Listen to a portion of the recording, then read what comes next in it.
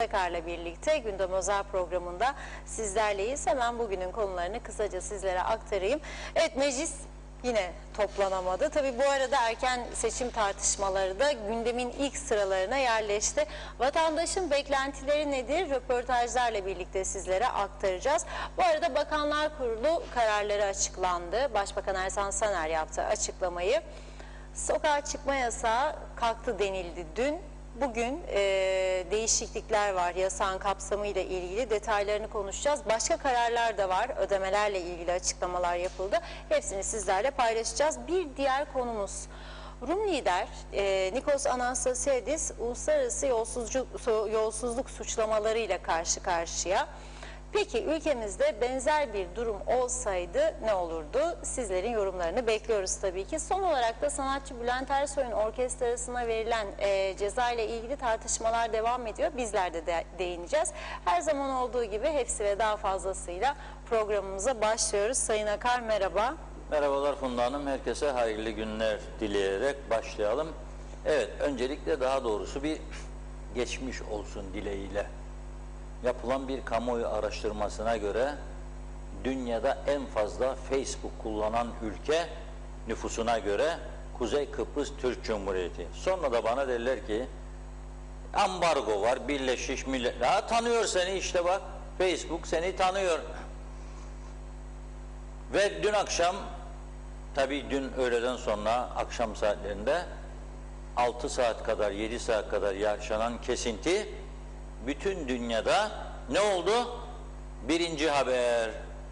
Dün akşam yayınlar, Facebook yayınları başladıktan sonra ve Instagram yayınları, bütün dünya televizyonları, Amerika'nın ünlü CNN televizyonu, bütün haber bültenlerinde ve bugün de devam ediyor, Facebook'un bu yaptığı yaramazlığı tartışıyorlar. Bir deneme aşamasında yaşanan yanlışlık şirketin %5 hisselerinin %5 değer kaybetmesine yol açtı. Tabii biz Facebook'un bu durumunu hiç tartışmıyoruz. Çünkü sadece derdimiz çalışsın Facebook ve biz de boş vakitlerimizi, ki çok boş vaktimiz var, değerlendirelim. Gene devam edelim eski alışkanlıklarımıza, günlük alışkanlıklar. İzmir'e gidecek biri var mı canım? Facebook'ta paylaşım.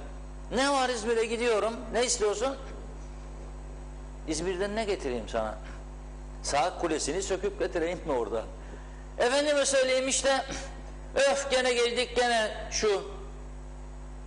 Canım şekerim doğum günün kutlu olsun, açıktan özel yaz. Efendim işte babamı da hastaneye yatırdık. Geçmiş olsun. Da hastane yatağında fotoğraf paylaşmak, ne bileyim, biraz enteresan bir durum. Bu neyi gösteriyor biliyor musunuz? Bir, çok vaktimiz var. İki, psikolojimiz çok bozuk. Bir şekilde deşarj olmak istiyoruz. İşte karşında Facebook. İster inanın ister inanmayın. Bir gece hastaneye gittim. Geç vakit. Acil serviste, özel hastanenin, bir kadın köyden gelmiş, kocası yatağın başucunda oturuyor, kadının ağzında maske, uyuyor, oksijen alıyor orada da. Adam elinde, bütün gece bakıyorum, kadın saatte bir maskeyi çekiyorlar, kadın kalkıyor, yastığın altından çıkarıyor kadın, o başlıyor.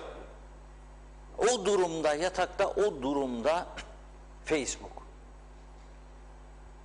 Bir iddiaya göre Kuzey Kıbrıs'ta ve Güney Kıbrıs'ta da, Rumlarda da çok varmış bu, boşanmaların en önemli nedenlerinden birisi artık Facebook oldu. Kadın diyor, uykum geldi canım, çıkıp yatacağım diyor. Adam, aa çok güzel, hadi iyi geceler canım diyor, başlıyor yazışmaya. Veya adam diyor, çok yoruldum bugün direksiyon başında, orada burada, meyhaneden de geldiyse, çıkıyor, kadın başlıyor takatak takatak takatak. Sonra birkaç ay sonra biz anlaşamıyoruz, haydi.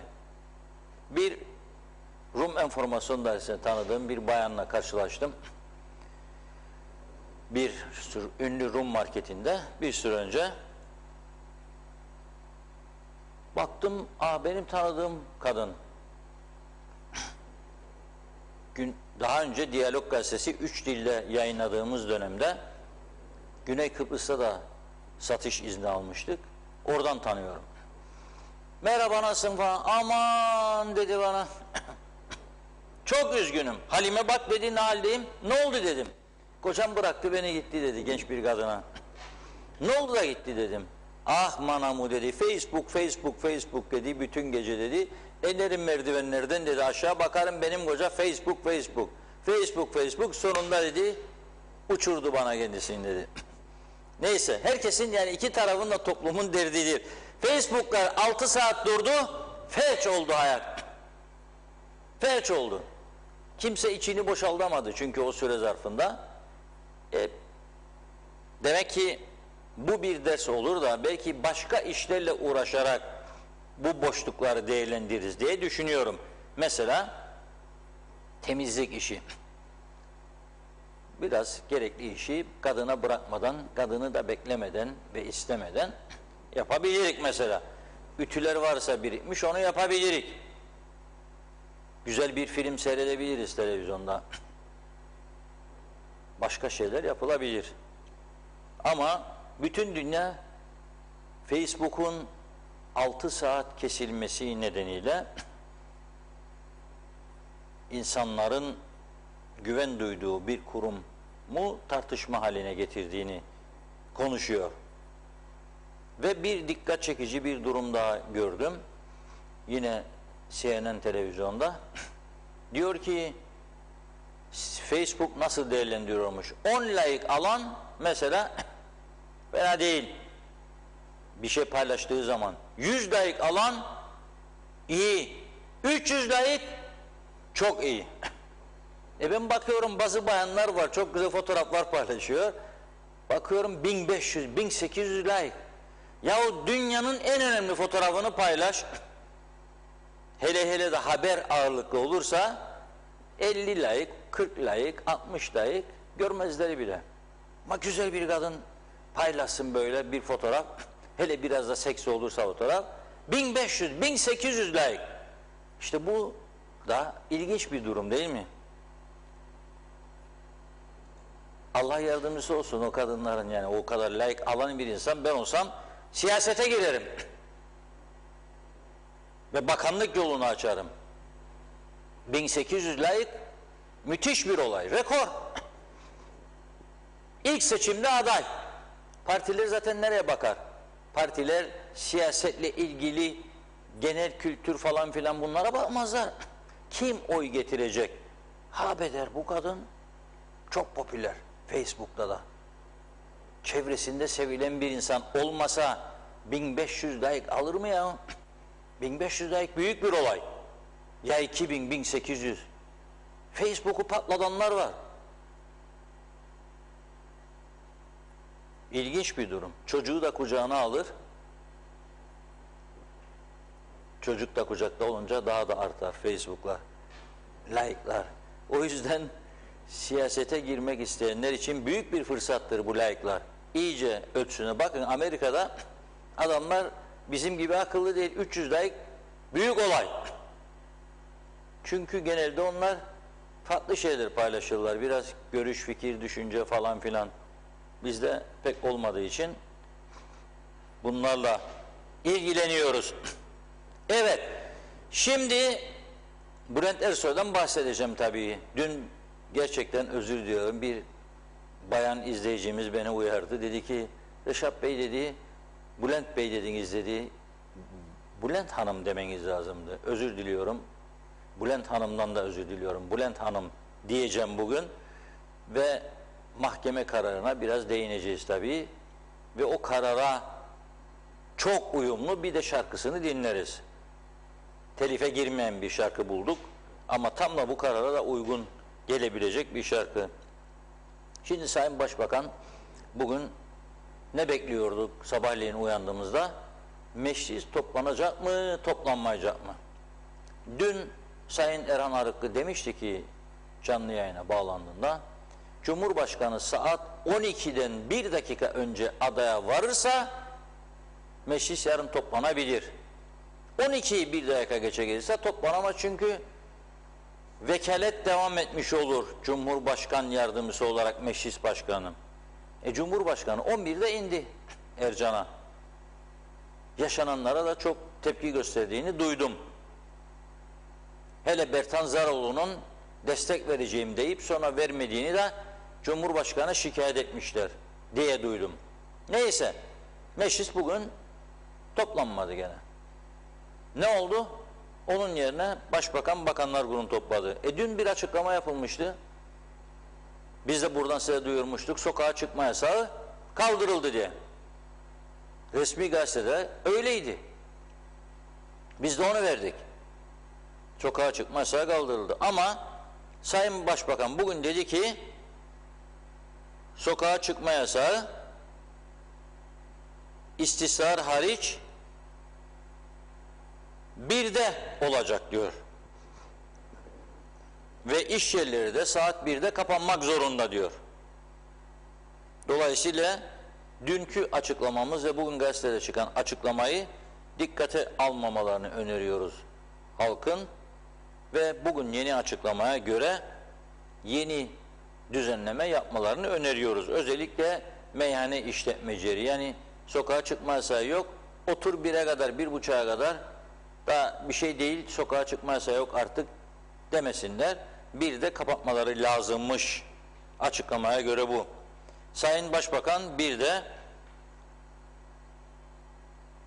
Ocak ve Şubat, Mart aylarındaki %10.65 kesintileri bugün itibariyle yatırılması kararını almışlar. Bunun da bedeli 24 milyon Türk lirası. Yani para yok falan filan diyoruz ya, öyle bir durum yok. Para var. Seçim olduğu sürece bu ülkede para eksilmez. Para var.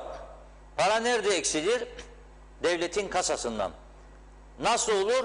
Borç artar. Merkez Bankası'ndan borçlanma, özel bankalardan borçlanma, devam. Çünkü seçim var. Seçim her şeyden önemli geliyor. Dolayısıyla bugün bu müjdeyi de Sayın Başbakan verdi. Esnafa destek içinde diyor 11 milyon Türk lirası daha bir hibe olacak diyor. Bunu da ilan ettik diyor. Ve bu Türkiye Cumhuriyeti ile iktisadi ve mali işbirliği protokolü çerçevesinde gerçekleşecekmiş. 3 milyon sanayicilere, 3 milyon tarıma, 3 milyon turizm sektörüne verilecek, 2 milyon Türk lirası ise genç girişimcilere ait olacak diyor. 8 Ekim tarihinden itibaren genç girişimciler başvuru yapabilirler. Genç girişimciler ne tür başvuru yapacak? Herhalde bir işletme falan kuracaksa, teknolojik yatırım şu bu, onun başvurusunu yapabilecekler diyor. Hayırlı uğurlu olsun. Demek ki ne oluyor? Şimdi ne oluyor? Meclis birleşimi, nisap sağlandı sağlanmadı meselesi gündemden düşmüş oluyor. Bundan sonra ne olacak o da belli değil. Kimse bilmiyor. Yani yarın Perşembe günü toplanır mı meclis bilinmiyor. Veya önümüzdeki pazartesi toplanacak deniliyor. Göreceğiz. Bir karmaşa yaşanıyor. Ve bu karmaşa yüzünden de işte vatandaş ne istiyor? Seçimler bir an önce olsun. Daha önce vatandaş erken seçime karşıydı. Şimdi olsun bitsin, bir an önce kurtulalım diyor. Aslında bu ülkenin o kadar çok yapılması gereken işi var ki ve o işler yapılırsa o kadar hızlı bir şekilde sorunları çözebilir ki maalesef siyasetimiz ama buna hazır değil. 3 yılda şu an 3. hükümet var. Hatırlayalım, seçimlerden sonra dörtlü koalisyon kuruldu. CTP, HP, DP, TDP. Ne oldu da bozuldu bu dörtlü koalisyon? Çünkü DP'nin o dönemki başkanı ve Maliye Bakanı Serdar Denktaş Bey ne yapmıştı? Bir kısım araziyi üniversite amaçlı aile bir şirketine kiralama yönüne gitmişti. HP buna karşı çıkmıştı. ve durdurulduğunu iddia etmişlerdi. Fakat sonunda öğrenildi ki durdurulmamış bu. Bunu da görünce Halkın Partisi dörtlü koalisyondan çekilmişti. Peki ne oldu? Sonrasında bu kez Ulusal Birlik Partisi Halkın Partisi koalisyonu kuruldu. Neden bu da bozuldu? Onda da hafızalarımızı tazeleyelim. Maraş meselesi etkili olmuştu. Maraş meselesi etkili olmuştu. Nasıl oldu bu Maraş meselesiyle etkili oldu? Çünkü Maraş'ın kısmen Kıbrıs Türk İdaresi altında açılmasına ilişkin bir projeyi Halkın Partisi hazırlamıştı. Sayın Kudret Özersay Dışişleri Bakanı olarak ve bunu da dünyaya ve Kıbrıs Rumlara anlaşılır bir şekilde izah ettikten sonra açıklamayı hedefliyordu. Fakat bir gün ansızın Başbakan, dönemin Başbakanı Ersin Tatar Bey Ankara'ya gidiyor ve Kudret Özersay'a son ana kadar hiçbir bilgi vermiyor. Son anda Kudret Özersay, Cumhurbaşkanı, o günün Başbakanı Ersin Tatar Bey ile Türkiye Cumhurbaşkanı Sayın Recep Tayyip Erdoğan'ı canlı yayında görüyor. Ortak bir açıklama yapıyorlar Maraş'la ilgili. Tabii ki buna tepki gösteriyor. Oturuyor, partisiyle konuşuyor, ondan da çekiliyor. Üçüncü koalisyon, şimdiki koalisyon. İlk koalisyon hükümeti 27 sayıyla kurulmuştu. Zaten o da 4 partili olduğu halde sayı 27. İkincisi 2 parti 30. Üçüncüsü şimdi 3 parti şu an itibariyle 26. Yürür mü böyle bir hükümet? Yürümez. Yürümeyeceğine göre böyle bir hükümet ne yapmak lazım? Seçimlerle ilgili yasaları yeniden düzenlemek lazım. Var mı böyle bir niyet? Maalesef yok. Ama önce vatandaşımız ne istiyor? Seçimler konusunda ne düşünüyor? Hep birlikte bunu izleyelim. Arkadaşımız Ömer Kadiroğlu'nun bugün taze yapmış olduğu röportajlar var. Çok uzun bir süre almayacak. Kısaca izleyelim ve yeniden stüdyoya dönelim. Abi sizce erken seçim olmalı mı? Erken seçim olmalı. Bu karışıklık gitsin. Gidişatları iyi değil de onun için. Son seçimlerden bu yana hiç ülkemizde doğru dürüst bir şey olmadı. O yüzden olmasını gerektiğine inanırım. Yeni oluşum isteriz ama ülkemizde yeni oluşum olmaz. Hep aynı partiler